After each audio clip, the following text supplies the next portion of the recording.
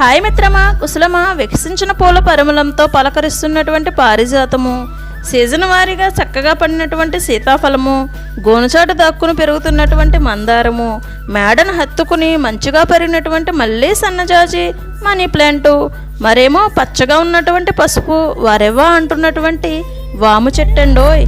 వీటన్నిటిని చూసి ఆ పక్కకు అలా తిరుగుతుంటే ఇక్కడ నేనున్నా అని పిలుస్తుందండో ఈ చిన్న చామదుంప మొక్క. మరి ఒకటా రెండా అన్నట్టుగా కలిసిపోయి పెరిగినటువంటి 100 వరహాలు మందారపు చెట్టు.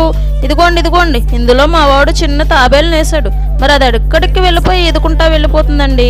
ఇక్కడేమో సీతాఫలంతో పాటు నేనున్నా అంటున్నటువంటి రామాఫలము, చారు పప్పుచారులోకి పనికొచ్చే బెండకాయ, వంకాయ, మరేమో మచ్చటిగా పెరిగిపోయిన బొప్పాయి, ఇంకాస్త ఎదిగిపోయినటువంటి విరజాజి, దాన్ని అంటుకున్నటువంటి చామ, మొదటి కాపిచ్చినటువంటి ద్రాక్ష, శివునికి ఇష్టమైన శంఖం పూలు. ఇవన్నీ లాంగ్ వీడియో ఉందండి, చూసేయండి. మరి లింక్ ఇస్తాను.